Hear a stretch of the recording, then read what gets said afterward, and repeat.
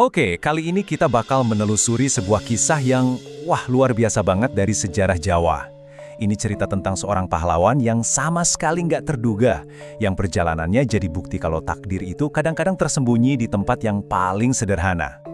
Nah, pertanyaan ini nih yang jadi inti dari kisah Raden Djoko Kahiman.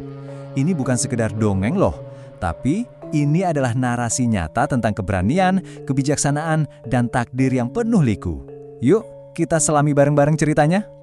Jadi, cerita kita ini dimulai dari awal yang sangat-sangat sederhana. Di babak pertama ini, kita akan lihat gimana sebuah kejadian yang bisa dibilang supernatural mengubah total jalan hidup seorang pemuda untuk selamanya. Coba deh bayangin, di tengah kemegahan Kadipaten Wirasaba yang sekarang kita kenal sebagai daerah Purbalingga, ada seorang pemuda namanya Djoko Kahiman. Sehari-harinya, dia itu cuma abdi dalam yang tugasnya cari rumput. Sederhana banget kan? Nggak ada satu orang pun yang nyangka kalau di balik penampilan yang biasa itu, dia punya darah bangsawan. Nah, momen yang mengubah segalanya itu terjadi pada suatu malam Jumat Kliwon. Waktu semua orang lagi tidur pulas, Adipati Wirasaba yang kebetulan lagi berkeliling ngelihat sesuatu yang aneh banget. Tubuh Djoko Kahiman, si abdi pemotong rumput itu, tiba-tiba bersinar terang benderang. Ini bukan cahaya biasa ya, ini tuh semacam pertanda, sebuah isyarat kalau ada takdir besar yang menanti dia. Terus, apa yang dilakuin sang adipati? Wah, dia cerdik banget.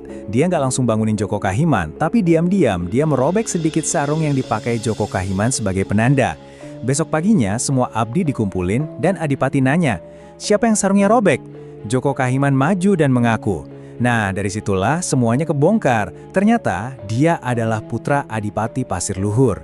Sejak saat itu, nasibnya langsung berubah 180 derajat dari seorang abdi jadi menantu adipati. Tapi, ya namanya juga cerita hebat kan? Kebahagiaan itu sering banget diikuti sama ujian. Sekarang kita masuk ke babak berikutnya, di mana suasananya jadi jauh lebih tegang dan penuh drama. Semua tragedi ini berawal dari perintah Sultan Hadiwijaya dari Pajang. Adipati Wirasaba diminta mengirim putrinya. Tapi, ada seorang pelamar lain yang cemburu, namanya Demang Toyareka. Dia mendahului Adipati ke Pajang dan menyebar fitnah ke Sultan. Sultan, yang termakan hasutan, jadi marah besar dan langsung mengusir Adipati Wirasaba tanpa mau dengar penjelasannya sama sekali. Sebuah ketidakadilan yang fatal. Dan yang lebih parah lagi, karena salah paham sinyal, prajurit utusan Sultan malah membunuh Adipati yang gak bersalah pas beliau lagi istirahat di perjalanan pulang. Sesaat sebelum meninggal, Adipati memberikan 3 wasiat, atau lebih tepatnya larangan, yang sangat spesifik untuk anak cucunya. Larangan ini lahir dari pengalaman pahitnya sendiri. Soalnya, beliau dibunuh tepat di hari Sabtu Pahing pas lagi makan hidangan pindang angsa. Jadi, larangan-larangan ini jadi semacam pengingat abadi akan tragedi yang menimpa keluarga mereka. Bertahun-tahun berlalu, luka lama sepertinya sudah mulai sembuh. Tapi ternyata, sebuah panggilan datang lagi dari Pajang. Panggilan yang membuka lagi semua kenangan pahit itu dan menunjuk sebuah ujian keberanian yang luar biasa. Coba kita bayangin, gimana takutnya keluarga Adipati Wirasaba waktu itu.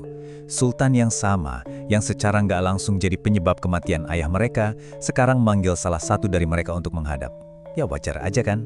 Putra-putra kandung Adipati jadi takut setengah mati, khawatir bakal mengalami nasib yang sama.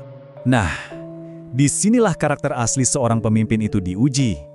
Waktu kakak-kakak iparnya yang notabene punya hak waris lebih besar pada menolak pergi, justru Djoko Kahiman yang maju. Dia menawarkan diri dengan kata-kata yang luar biasa. Biar saya yang menghadap, kalau saya dibunuh saya ikhlas, tapi kalau saya tidak dibunuh saya harap Kang Mas tidak iri. Ini bukan cuma soal berani mati loh, ini tuh soal kebesaran jiwa yang jarang banget ditemuin. Dan inilah puncaknya. Apa yang terjadi di Pajang? Ternyata, Djoko Kahiman gak disambut dengan pedang atau hukuman mati.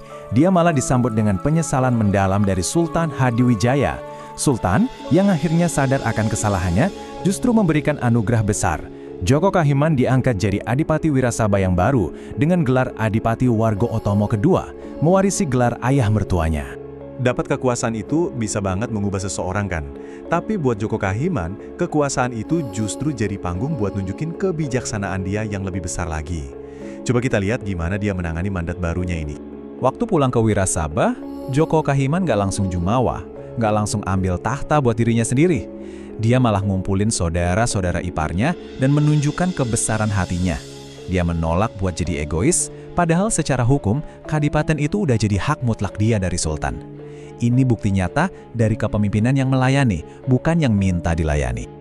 Dan disinilah tindakan legendarisnya muncul. Dengan bijaksana, Joko Kahiman membagi wilayah Kadipaten Wirasaba jadi 4 bagian. 3 bagian, yaitu Wirasaba, Banjar Petambakan, dan Merden, dia serahkan ke 3 kakak iparnya. Sementara dia sendiri, dia cuma mengambil wilayah Kejawar, tempat di mana dia dulu dibesarkan sebagai seorang abdi. Sebuah keputusan yang menunjukkan kerendahan hati yang luar biasa. Gara-gara tindakannya yang sangat bijaksana ini, Joko Kahiman mendapatkan gelar kehormatan, yaitu Adipati Merapat. Merapat itu artinya membagi 4. Gelar ini selamanya melekat pada namanya, jadi simbol kepemimpinan yang nggak serakah dan selalu mengutamakan kebersamaan. Momen bersejarah ini tuh ada catatan resminya loh. Tepatnya pada tanggal 6 April 1582, Joko Kahiman dikukuhkan secara resmi sebagai Adipati Warga Utomo II. Momen ini menandai babak baru, nggak cuma buat dirinya sendiri, tapi juga buat seluruh wilayah yang nantinya jadi cikal bakal Kabupaten Banyumas. Kisah Joko Kahiman, dari seorang abdi pemotong rumput sampai jadi Adipati Merapat yang legendaris, akhirnya meninggalkan kita dengan sebuah pertanyaan yang mendasar. Jadi, pemimpin sejati itu lahir dari darah biru, dari hak waris, atau lahir dari kedalaman karakter, keberanian, dan kebijaksanaan. Sebuah renungan yang rasanya masih sangat relevan sampai hari ini.